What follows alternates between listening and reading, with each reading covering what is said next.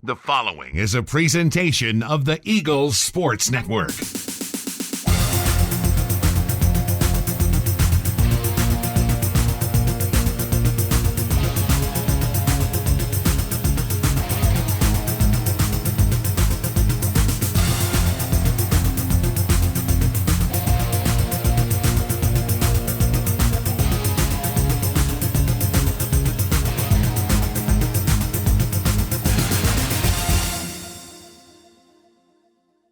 Hello and welcome in to Week 8 of the Mike Clowney Show as Carson-Newman suffers a heartbreaking 21-17 defeat to the Mountain Lions of Mars Hill on Community Appreciation Day at Berktar Stadium. I'm the voice of the Eagles, Adam Cavalier, alongside Carson-Newman head football coach Mike Clowney. Mike, a game where you take the lead in the fourth quarter, but fall thanks to a last-minute drive from Mars Hill when they hit a big play on 4th and 3. Did a lot of good things in this game. Arguably put yourself into a position to win with things that you did.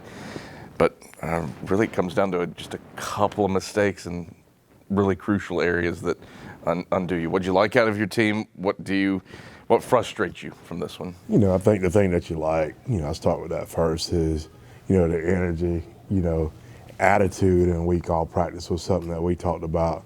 Your attitude, we always say, determines your altitude. And I felt like, this week in practice, things were really up. I thought offensively, talking to a couple of our kids in practice, talk about getting to the point where they're confident in the things that we're doing offensively, because it's taken us a little bit of time to get there. And then you can kind of see that start to kind of translate on the field to where we rushed for over 100 yards, had a 100-yard rusher, which is something we haven't done all season, is have a 100-yard rusher in Tyree. And then defensively, we just challenged those guys to, continue to, put us in position to win the football game. They were able to do it for us last week. I thought that, we're really on the crisp of still, being able to do that same thing against a good football team this week. So those are the things I think that you're super proud of. The things that you get disappointed in, number one, I think, we still had the penalties. Yeah. That either, like a 15-yard penalty is a first down and a half. And sometimes they're hard to come by. We don't realize, how precious that yardage is. And so, and then, we have to make sure that, we do continue to do work to do a better job there. Probably didn't do a good job of coaching them this week on like field and rugby punts. With the roll, we saw where it was kind of more in the air, and then they put a little roll on it this week, and we probably didn't work on that as well as we should have, and gave up some field position there. And then, one or two blown assignments that will always get you. The big thing you want to do is when that happens, try to minimize the play, but they turn into big plays for Mars Hill. You brought up the rushing attack. For some context, Mars Hill, number 7 in the country in rush defense, had given up just 100 team rush yards once this season, and that was to Erskine, but had completely shut down Jordan Terrell of Barton, 2nd in the country in rushing, and Trey Stewart, multi-year all-conference pick for Limestone, who's close to 100 yards per game. What did it take to move the ball on the ground against the Lions? Didn't start out that way. Mars Hill did have 12 tackles for a loss in this game. What did it take to find your footing on the ground? Yeah, I think the big thing was just finding a couple creases there. They're really good up front. Their defensive line's good. Their linebackers are good. And we knew that there would be those plays that you call them, like, say, every now and then we'd have a lost play, but we couldn't get frustrated by that. We had to kind of continue to dig in and be able to set creases and gaps. I thought with Tyree this week, I thought he did a good job of seeing that. He hit a lot of those gaps with speed to where we could basically kind of outrun that backside defender. Defensively, you've had now 3 straight weeks with a 5-sack game. What is it taking to get this level of consistent pass rush? Haven't done the research yet, but it's been a minute. But you're already top 12 for a single season in school history for sacks in a season. We knew going into this season that we potentially had one of the better secondaries, in the league, if not in Division II. The thing that allows you to do is be able to play man, and feel confident about, being able to handle guys on the perimeter, which lets you be able to send more guys. And I think Coach Slade, Coach Jameson, and the rest of our defense staff, Coach Brock. I thought Coach Goss, they've done a really good job of, working that, balancing that. We probably got in trouble a little bit early, kind of being in man a little probably too much. But they've done a really good job of kind of balancing that out and forcing people to have to kind of figure out where we're at and what we're doing. Carson-Newman falls to Mars Hill 21-17. We break down the first half when we get back after these messages on the Mike Clowney Show. Sure, we've been around a while, 171 years to be exact. We know the power of a liberal arts-based Christian education and the tremendous potential of what can be found on this campus, within this community. We are adventurers, dreamers, believers, passionate and compassionate, curious and clever, driven by a common purpose towards a common goal. I found my passion. I found purpose. We are Carson-Newman. What will you find? All right, back on the Mike Clowney Show as Carson-Newman drops a 21-17 decision to Mars Hill on Community Appreciation Day at Berktar Stadium. I'm Adam Cavalier, the voice of the Eagles, alongside Carson-Newman head football coach Mike Clowney. Mike, a first quarter where you start relatively quick. Bow up, stop Mars Hill's first drive once it enters the red zone, get a missed field goal, go down. The good is you move the ball down to the 3. The bad at that point was Mars Hill stiffened and forced 3 straight negative plays. But for the first time all season, we get to talk about a field goal. Hadn't made one, had barely kicked them this year. You got to go all the way back to 2010 to find a string of 8 straight weeks without a 3-pointer for the Eagles. But Andrew Seibert put you on the board. It's been a weird process. Christian Irwin, your all-conference kicker, has been out all season long with a nagging injury. But Andrew delivers from 35 for his first career field goal. Kind of an interesting situation that you've found yourself in this year. Yeah, I mean, like the kicker situation has been hard because, like I say, Christian's been out, and then Bennett, probably would have been the kicker kind of going into the season. With Christian out, and then, we wound up kicking Grant. It was straight out of high school. And, Andrew didn't come here to kick. He come here to punt. And so we kind of started that experiment with him in the spring. And then we felt like we were in good shape all summer and kind of got him out of kicking at all. And he just was strictly punting. And then we got to the point where we started getting all these guys hurt to where we had to start using him as a kicker again. And he had a phenomenal week the week before this week, to where he's getting the ball up and a lot of his kicks look really good. He developed into being a kickoff guy for us, and then to be able to go out there and kick a field goal, and that's not really what he come here to do. I think it's a testament to his willingness to do whatever we ask him to do. Underscores a frustrating moment from this game, though. First and goal at the 3, unable to get 7. Instead of settling for the field goal. One of those moments that, I don't know that it defines the game, but certainly would have been a different game late if you had 21 with Mars Hill and you need a touchdown to tie instead of take the lead. Yeah, I mean, that's where anytime you get there, talk about, in the red zone, you always want to score. But once you get down inside the 10, you want to score touchdowns for sure. And so scoring a touchdown there, kind of changes the whole vibe of that game. It gives them, we blocked they missed the field goal. We go down, we score 7.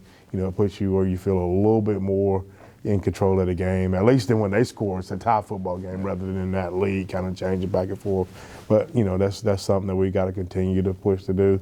Got down there again later in the game and was able to punch it in. The difference from last year to this year against Mars Hill was certainly on display. Last year, the Lions had 9 plays of 20 yards or longer. 8 of them came through the air.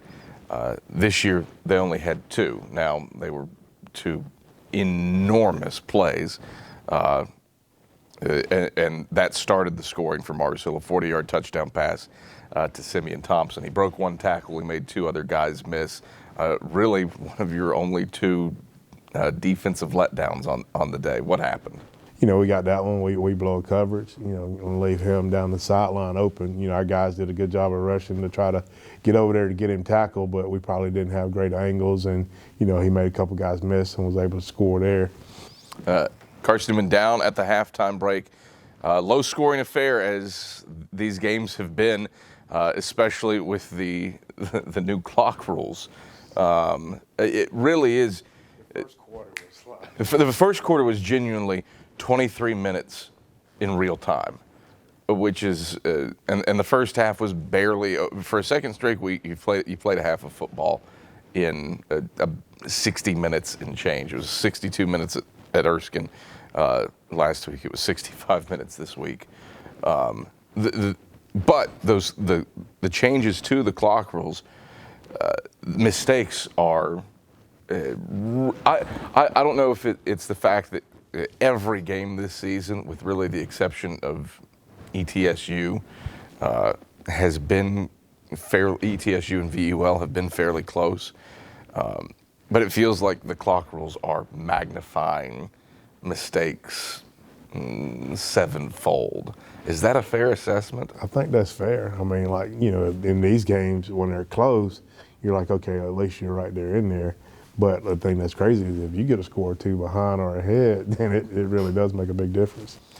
Carson-Newman was down at the halftime break to Mars Hill 7-3, and here are those first half highlights. Martin takes the shotgun snap, straight drop, pressured right, rolls right, starts. Makai Brown has him. Makai Brown stops him at the line of scrimmage over the numbers right side at the 17. Wind has died down. Shuford snaps, Bridges holds, Teachy's kick sidewinding off the left side of the K-Sack. He pulled that one wide to the left in the gun. Ferguson to his right, play fake to Ferguson. Myers back to pass. Hit as he throws middle of the field. Complete in stride at the 45 to Jeremiah Carroll. Carroll along the left sideline. Ushered out of bounds by Landon Honeycutt, the all-sack linebacker, deep in Mars Hill territory at the 25-yard line. 35-yard try from the right hashes. Snap back, hold down. Seibert's kick has the distance. Seibert's kick splits the uprights. Carson-Newman leads 3-0 on the strength of Andrew Seibert's first career field goal. Their own 23. Martin will turn and hand off to Goulet left side. Ja'Cory Long blows him up in the backfield back at the 20. Ja'Cory Long wins that battle. Loss of 3, 2nd and 13. 2nd and 6 for Carson-Newman. Left hashes their own 8. Give us to Nelson straight ahead. Nelson steps through an arm tackle in the backfield, squirts between the hashes across the 15. Eagles a 3-0 lead. Martin back to pass on 1st and 10. Launches long, left sideline. That is complete to Simeon to Thompson. He gets away from one man, gets away from a 2nd and 3rd, and is into the end zone. Simeon Thompson. Mars Hill 3 and out, trailing 7-3. Myers back to pass, pressured up the middle, escapes Lamboni, will chuck it right sideline. Sullins wide open at the 45, makes one man miss, and then stumbles and falls to the ground up at the 48-yard line. Coach Clifton went back to that play. On 3rd and 5, Martin's back to pass out of the gun. Pressured, escapes right. Brown pushing him to the sideline. Brown pushing him down in the backfield. Makai Brown sacks him back at the 32. It's a loss of 3. With Goulet to his left. Martin back to pass, going to sling it right sideline. Jump ball incomplete for Thompson. Deflected by Kendall Williams at the goal line. Solid defense by Kendall Williams in the gun. Martin takes the shotgun snap. Going to air long. Left sideline wants Laurent. Champ Baker. No, check that. Kendall Williams turns around. Deflects it away before it can get to Laurent. Down at the 10. Back-to-back pass breakups.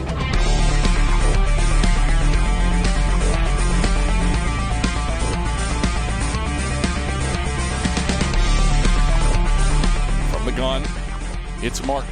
Steps back to pass, 3-step drop, throws, cross, going to the left, Laurent. Ball flies out. It's scooped up by an Eagle. Carson-Newman gets the turnover. Laurent got flipped, and he was falling to the ground. He lost the football. Corey Clemson, the Eagle who picks it up.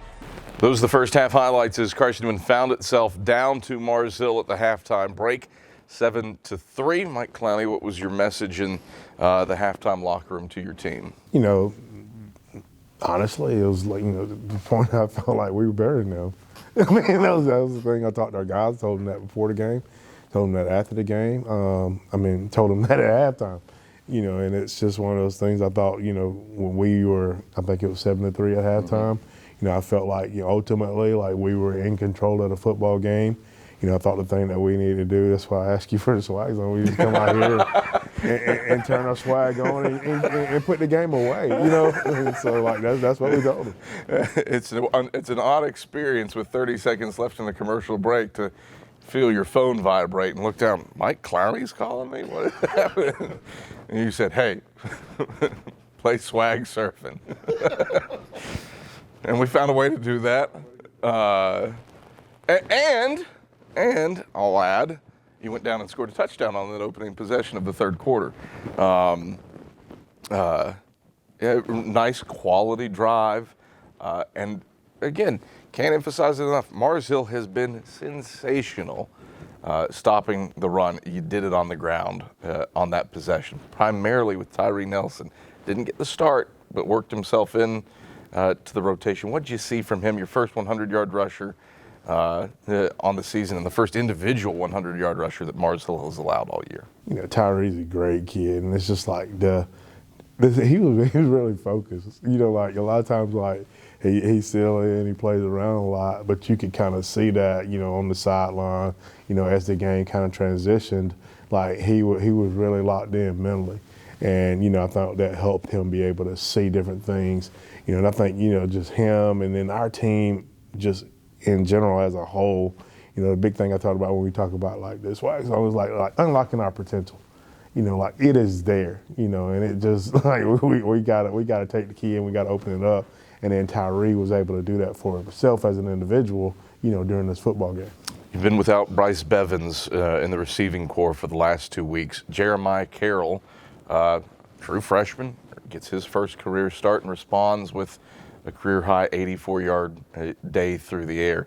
A lot of it came in the first half, but what has he done to capitalize on a next man up situation? I think that's what Jeremiah had. Great summer for us, and he's flashed, all season long.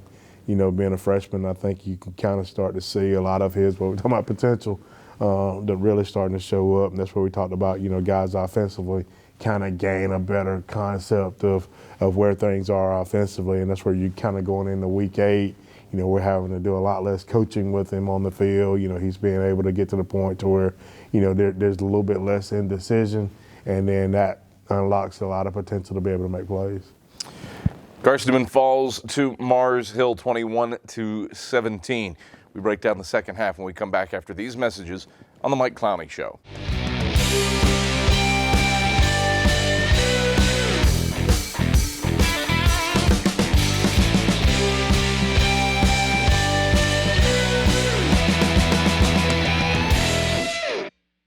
All right, back on the Mike Clowney Show as Carson-Newman falters at home, 21-17 to the Mountain Lions of Mars Hill. Adam Cavalier alongside Carson-Newman head football coach Mike Clowney. Mike, you've deferred your last 2 coin toss wins, and it's paid off with scoring drives on the opening possession of the second half.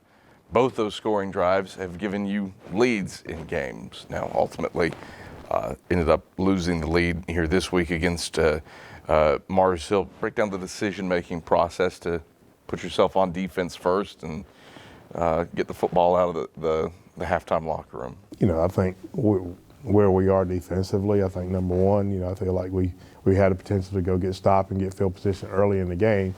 They moved the football, but we were still able to get a stop and come back down and score. But like you want to get that, so I feel like if you can get a stop, get field position early in the game, and get a score, that puts you up 7. And then getting the ball first, regardless of what that situation is, coming out at the half, if you can go down and get the ball in the end zone, I feel like those are advantages. A little different because I think for 30-something years from now, it wasn't no decision. We were going to take the football, which was good too because we felt like we were going to go down and score. Which is like there's different mindsets. But I think, I always have been a defer, get the ball second half type of guy. A second half where some miscues, again, in a few very particular places, end up costing your team pretty heavily. A blocked punt. Mars Hill gets a 14-yard field and scores on 2 plays. The other thing that comes to mind is a turnover. You force a fumble, get the ball at the Mars Hill 45, and stall out, go 3 and out. Just how detrimental were those two sequences to the outcome of this one? You know, that's like the one thing that, you know, playing the way we're playing couldn't do is give them short field, and we did that. And then, you know, when we get one, we talked about it over and over and over again, like we've got to be able to capitalize on that. That's something that, you know, we've got to think about, I mean, it's hard because, like, we did try to take a shot. Mm-hmm. and they actually sent pressure on first down, which we got ourselves behind the chains, and then we just had to manage our way out of it. Well, you've gone for the jugular once this season. What comes to mind is the pass on 3rd and 9, I guess, at Newberry. That one paid off. Went for the jugular here with a trick play.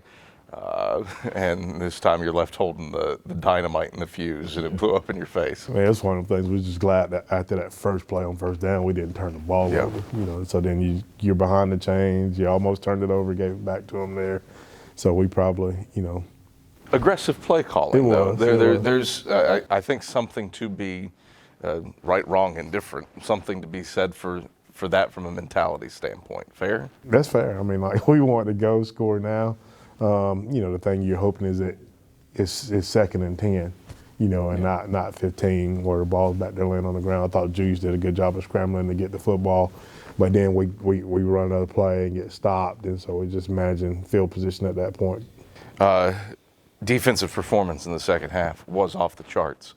The unfortunate thing is you give up the 89-yard drive with under 4 minutes to play for Mars Hill to go ahead. But prior to that drive, Mars Hill had all of 28 yards in the second half.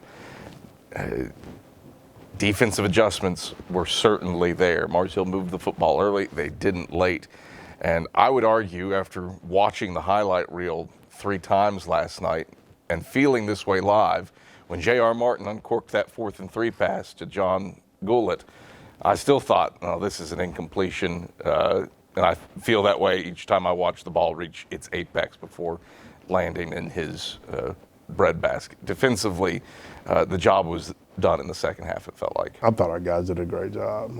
Up front, you know, you forget about those guys. Like one of the main ones you don't see is Jaheim Wilson.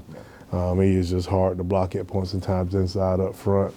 I thought those guys did a good job of controlling the line. You know, I felt like from a run game standpoint, like, you know, it got to the point even early in the game that they didn't feel like they could, you know, repeatedly run the football, especially inside.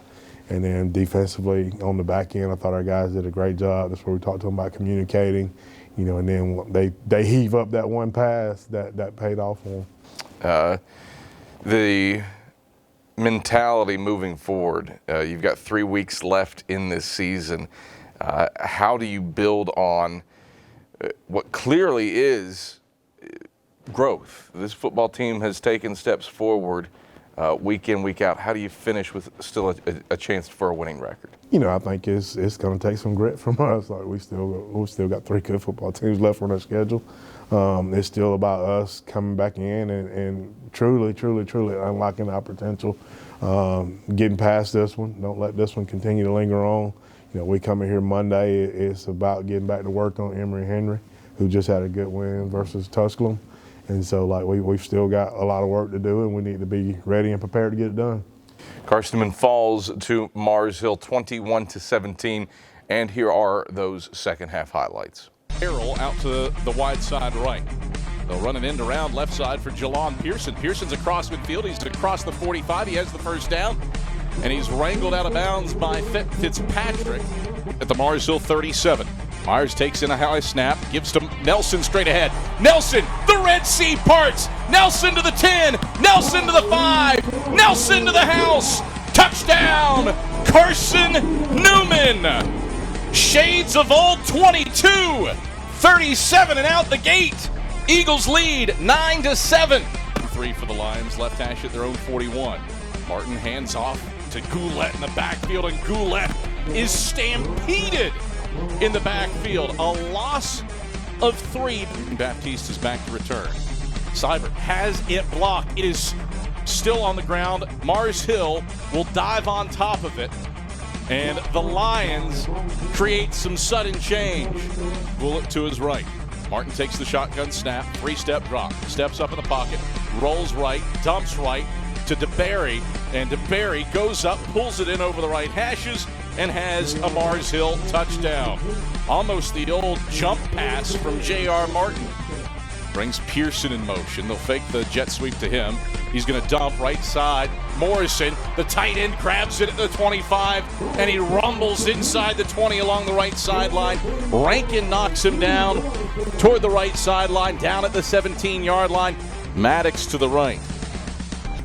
The give is to Maddox. Maddox, hop step, forward, powering into the end zone.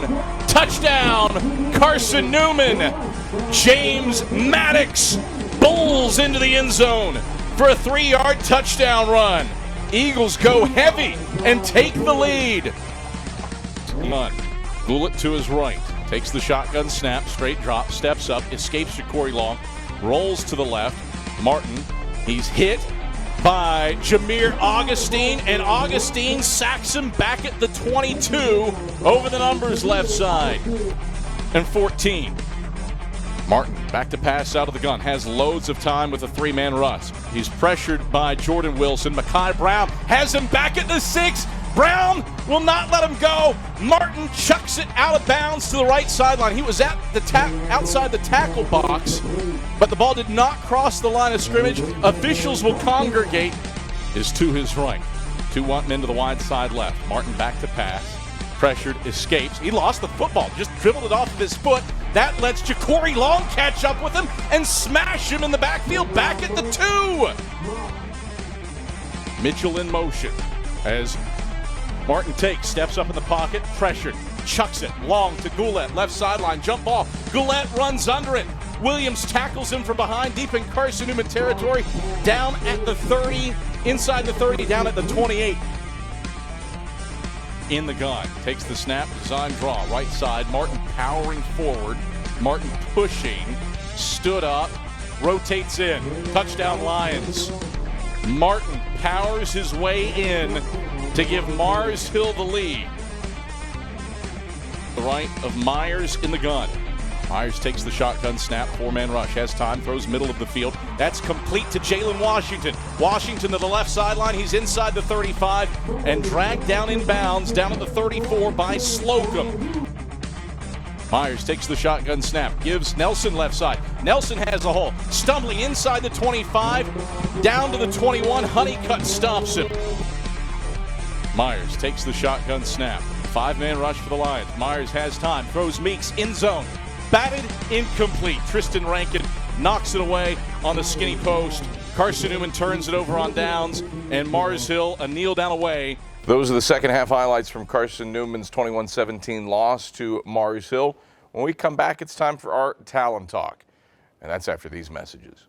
Tri-Light is proud to support Carson-Newman Athletics. We salute the student athletes who are working hard to make great things happen on the field, in the classroom, and in the world. It takes vision, commitment, and teamwork, qualities we share at Tri-Light. Our mission is to provide life-changing opportunities by building a world-class fiber broadband network. If you'd like to learn more, please visit trilight.net or call us at 833-847-0824. All right, back on the Mike Clowney Show as Carson-Newman drops a Week 8 contest to Mars Hill 21-17. Time now for our Talent Talk. And this week, Andrew Rogers is walking the field with Jet Jones.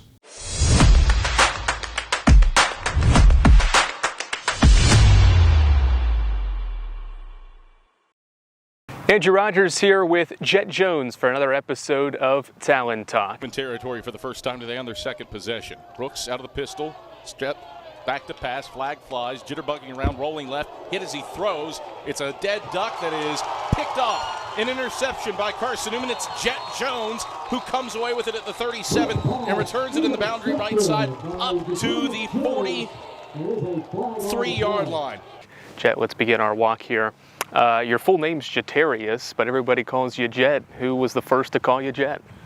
My think it was my Little League coach when I was like 8 years old. They got tired of saying my full name, so they just started calling me Jet, and it just stuck with me from there. Do you like that? Yeah, love it. Yeah, it's a good one.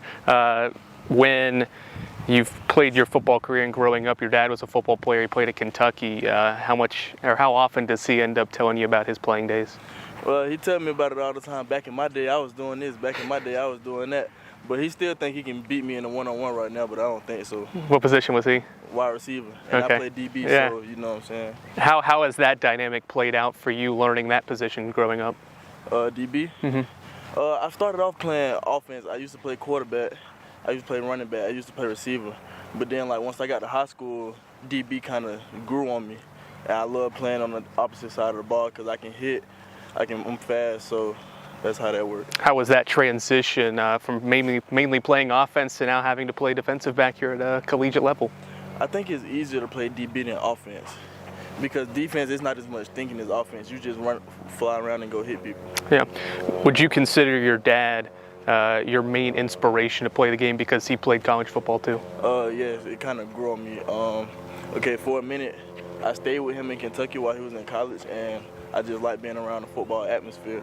Palazzo, 2nd and 14 from his own 20. 4-man rush, stands in, Palazzo throws, it's complete at the 30. Ball flies out, Carson-Newman has it.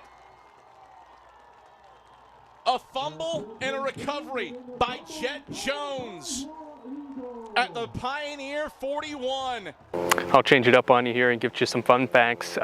Halloween's approaching. What's your favorite costume you've dressed up as? I didn't really dress up in a lot of costumes. I was little, but this Halloween, I do got a costume surprise. I can't tell y'all though. Okay, we'll have to wait for it though. Gotta wait for it. On that subject, your favorite candy or favorite snack? Jolly Rancher gummies. Okay. Rumor has it you're a pretty good Madden player. Is that true? I'm the best on the team. If anybody out there want to challenge me, y'all can text me to play. You heard it from him there. Who do you play with? Play with the Dallas Cowboys. Okay. Is that your favorite football team then? It's not my favorite team, but they're a good Madden team though. Ryan Wilkes will be disappointed with you as we go down the final 25 yards here. You're in your second full season here with Carson-Newman, really playing. What has allowed you to be able to step on this field and make some really good plays? Well, I've been training hard all summer, and as a team, we get to bond together and we're learning the defense better, so that allowed me to step up as a leader on the defense and play harder. When somebody asked you, or if somebody asked you about playing the game of football, what would you tell them it takes? It takes mental toughness. It's a grind all year. It's not just a fall sport, it's an all-year sport. So you have to grind all winter, all summer. The winter workouts are the hardest because it's cold and you don't really want to be out there at 5 in the morning. But it takes some grit to do it. As a defensive back and as you go throughout your playing career here at Carson-Newman, what do you hope to achieve? What do you hope your successes are in your time here? First off, I want to make all conference. And then apparently, as I go on, I want to make All-American. But it's just going to take hard work. Yeah, I got 2 more years left to play, so that's doable. Besides hard work, what do you think your capability is, or what do you think you could improve upon besides just putting in the work to get to that level? Football IQ, watching film more, recognizing plays quicker, and my lateral quickness, sometimes I struggle with that, but that's something we can work on. Jet, I enjoyed the walk. It was a pleasure. I enjoyed it. That's Jet Jones on another episode of Talent Talk. All right, thank you very much, Andrew, Mike Clowney. Jet Jones, another one of those guys that been in the program for a few years, but just a sophomore on the field, and his development continues to grow and shine through.